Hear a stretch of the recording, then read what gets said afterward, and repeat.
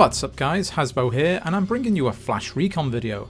As you may or may not be aware, Bohemia Interactive has just announced their 4th creator DLC titled Western Sahara. Before I express my thoughts on this newest entry, let's take a quick look at the Steam page. Now, starting with the setting, and guys, please, as usual, excuse my pronunciation as I may butcher some of the names here. Argana, 2036. Welcome to the sprawling landscapes and punishing heat of the fictional Sefrou-Ramal province. Conflicts between rival tribes are flaring up, government forces are losing control, and an AAN war correspondent has been kidnapped. Civil war looms once again. Become a private military contractor and be deployed to the desert dunes of Argana. This new addition to ArmA 3 takes you to a hot conflict zone, brings back ArmA's iconic ION PMC faction, and introduces new vehicle variants, weapons, clothing, gear, as well as single player and multiplayer scenarios. Right then, let's start with the terrain itself. Located in the northeast of Argana, the mineral-rich province of Sefrou-Ramal has been a hotspot of unrest for many years due to rival tribes, underfunded peacekeeping forces, and a foreign military presence. I'm guessing that's CSAT in this instance, maybe not. Characterised by flowing sand dunes and desert architecture, this 100 square kilometre terrain is composed of completely new assets, as well as upgraded structures and objects from ArmA 2 and ArmA 3, making it as beautiful as it is mesmerising. Now you can tell by the screenshots guys that obviously we can see some familiar structures here, but the textures look like they've been jazzed up a bit, so yeah, it does fit in with the new scenery quite nicely. Now moving on to the factions what inhabit this new terrain, so let's have a gander at this then. Western Sahara features the UNA Peacekeepers, the Safari Freedom and Independence Army, Chora Tribe Insurgents, Desert NATO Forces, and the return of private military contractors ION Services. To accompany these new factions, a wide number of headgear, uniform and combat fatigue variants, as well as all new civilian clothes have been added, and this will allow you to blend in perfectly with the hot and dusty environment.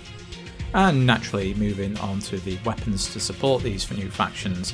So we've got 4 new weapons and 1 static weapon. Here's the description. Repel enemy forces with the powerful Israeli Imel Galat automatic rifle, I hope I pronounced that right, and its modernised South African licensed variant, the Velco R4. Pick up the battle-tested Belgian SLR rifle and the model XMS bullpup rifle. It does state that this includes model and texture variants. And don't forget the exceptionally remastered ArmA 2 asset, the ZU-23 anti-air gun. So 9 new vehicle variants actually enter the fray here. And from the description, new and impressive variants of existing ArmA 3 vehicles make their way into Western Sahara. The Marshall lineup has been expanded by a command vehicle, 60mm mortar, and an anti-tank guided missile setup. So yeah, it's nice to see some existing vehicle chassis getting nice little variations. Continuing on, the classic Samak rolls through the blistering terrain in a new flatbed, cargo and anti-air variant. The off-road comes equipped with a desert and makeshift armour kit, and the Russian PO-30 Orca helicopter has been outfitted with modern, lightweight armour plates against incoming small arms fire. Now, equipment-wise, Western Sahara features a selection of new gear that includes a gun drone with a modular weapon attachment system, sounds quite nifty to be fair, a portable ballistic shield which can be easily deployed whenever necessary, and a variety of masks like dust goggles, a military-style headset, a ballistic mask, and more. So now let's have a look at what we'll actually be doing on this new terrain. So included is an open world scenario called Extraction. Basically the premise is as follows. AAN war correspondent Michael Sully has been kidnapped by insurgents and is believed to be held captive somewhere in Sefrou-Ramal. Your mission as an ION operator is to search for intel and clues and bring him back home safely. This brand new open world scenario, developed exclusively for the Western Sahara Creator DLC, offers dynamically randomised contracts during the day and night, and this can also be played in both single player and multiplayer co-op with up to 4 players. Also included are 2 new multiplayer game modes. The first of which is actually titled King of the Dunes, and you guessed it, it's kind of a spin on King of the Hill, but it says it's an original spin by the developers of this creator DLC. So we'll hold out and actually see what this means by original spin. It could be something completely different to what we're actually used to. And secondly, we have the multiplayer mode titled Last Stand. Its description says, defend against waves of enemies and fight for your life against overwhelming odds in this new co-op game mode. Conserve your ammunition and pick your targets carefully while working closely with your team of up to 4 people. Now this could mean anything from wave defense, you know, for example, what we get in the workshop mission, is it dynamic bulwarks? I think I'm getting that right. So basically you pick up a location, it might be random, it might not be, and you build up your defenses and fight against waves of spawned enemies of increasing difficulties, or it could be something completely different. So again, we'll have to find out if this is another kind of original spin on things, or whether it's the same old, same old. Now, as per most releases in ArmA 3's long life, we also have additional content included, such as time trials, and this one actually intrigued me a bit. We've got the usual showcase, you know, basically you get the showcase missions where it's got all the vehicles and weapons on the side ready for testing. But what it says in the description here is quite interesting. It says use the ION weapon system's VR training environment to test gear in various scenarios and prepare ION operatives for deployment. So maybe this showcase mission in particular is going to be a bit, you know, a bit more interesting than the usual, oh, let's just walk around a camp field testing weapons. Maybe it's actually got, if you remember the Metal Gear Solid VR missions, I might not be hoping for too much here, but you know, it kind of gives me that feel, to be fair. And before I finish off this roundup, let's get to something what you'll probably want to know. A, the release date, and B, the price. So on the official announcement, it actually says it will be priced at $6.99 US dollars. That's $6.99 in euros, or just shy of 6 Great British pounds. The precise release date will be shared at a later time, but obviously we are looking at the latter half of this year. So it says this year, so we probably, if I'm going to be honest, we can probably expect a release in either late November, early December, or it might be a Christmas release, you never know. Further to this, in the next 2 weeks, Bohemia Interactive and the Creator DLC's creators, Rotators Collective, will host a small-scale, closed beta test for this particular DLC.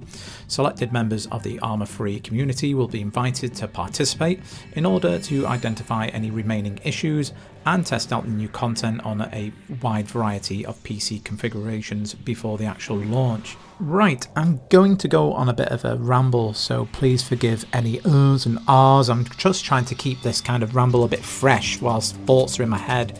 Kind of my first reaction to it, because I've not really had that much time to kind of script anymore.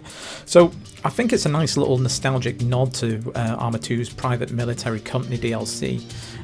The terrain itself looks great, you know, for a desert environment. The dunes especially look great. The little marketplaces, it just looks fantastic. The new assets, obviously the rehashed ArmA 2 assets, but that's fine because they've jazzed the textures up, they look fresh. That's great, and they did say that includes actual new assets as well. So I think the potential for mission makers to recreate different environments, such, you know, Afghanistan, Africa, I think it fit quite a variety of locations. But again, I think this brings it back to the argument that a mod can do it better. This looks good, but what about the ArmA 3 Ages mod that expands on vanilla factions? You'll find the link below in the description if you want to check that out. And again, why no campaign? The alternate reality ArmA Lore presents is just there to be explored, and I can't believe these creator DLCs are missing out on the opportunity to flesh it out a lot more. I think it's great they're providing the extra factions, but give us a bit of story, give us something to play through. One thing I did like the sound of, though, when it comes to gameplay, is that new extraction game mode, because you all know me, I love me a good kind of open world or dynamic kind of style mission, so that's going to hold a lot of promise for me personally. And with it only supporting, I think, what was it, 4 players in total, I think it's going to be more of a close-knit experience, which I kind of like. I don't want, as much as I love the experience of playing ArmA with shit tons of people, I do like the kind of intimacy it is with it's just the 4 of you, you know, against the whole army or something like that. I really do enjoy them type of scenarios. And I think it forces the players to be a bit more specialised in the role as well. You know, you're not relying on a whole squad of people to fulfil every role. So you really need to prepare for every, you know, circumstance or scenario you might come up against. With backpack space being a premium, I think it forces kind of the players to be more thoughtful in their preparations and planning. Right, briefly going back to the kind of ArmAverse lore that I mentioned earlier, I still can't believe Bohemia hasn't expanded upon it as much as they could have. I mean, we've had the Apex expansion, which explored, what was it, the Apex protocol, how CSAT were using devices to destabilize territories.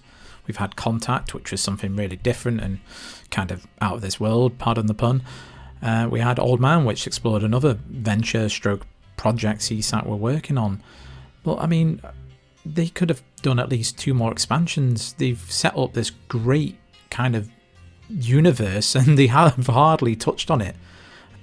I mean, don't get me wrong, I've actually enjoyed all of the creator DLC, to be fair. I mean, they've all got their pluses and minuses, but I've enjoyed each entry. I just think Bohemia could have concentrated efforts. I know they've obviously had to put more team members into other projects, hopefully one of them being ArmA 4, but they could really, I'm not saying they could have milked us, I don't want to be milked for money, but I really do think, how should I put it, they could have squeezed a bit more out of ArmA 3's existing lore and released more DLCs, official DLCs. However, I'm going off on one. I said we'd only be doing that briefly. I normally go off on one, especially when it comes to storytelling opportunities. So let's start rounding the video off now, because there's not that much information to go off and I don't want to grind your gears too much. What I will say, the price point is probably going to reflect it does reflect the amount of content we get. We don't get a campaign. We don't get tons of new vehicles. We don't get tons of new weapons or equipment. What we do get is much needed variety on existing assets and a few hopefully high quality new assets thrown into the mix. But another concern of mine is the actual size of the terrain. Weighing at, 100 square kilometers? It's by no means small. But they've mentioned this new game mode, what's going to have all these dynamically generated contracts. I'm just hoping the locations are varied and interested enough to keep us hooked playing these contracts, because it could get old very, very quick. And I hope it doesn't. I hope I'm wrong, and I do hope it's actually portable as well. The mission itself is actually giving me vibes of other kind of famous ArmA 3 missions, specifically Hunter 6 and Pilgrimage. Now, these are famous missions in the workshop. If you've not even heard of them, just check out the description box below. I'll link the missions there. They are just what I would consider essential playing when you're starting ArmA 3, or even if you're a veteran and never heard of them, you've got to check them out. Anyways, I'm going to leave it there now because I can feel myself rambling and I'm just going from one topic to the next. It's just no structure. So coming up on the channel, we've got episode 8 of Liberate Sahara, and following that, I'm actually starting kind of, not reviewing, but showcasing workshop missions. So I've got my first showcase coming up straight after episode 8. So stick around the channel. I think things might get a little bit interesting. Other than that, bye.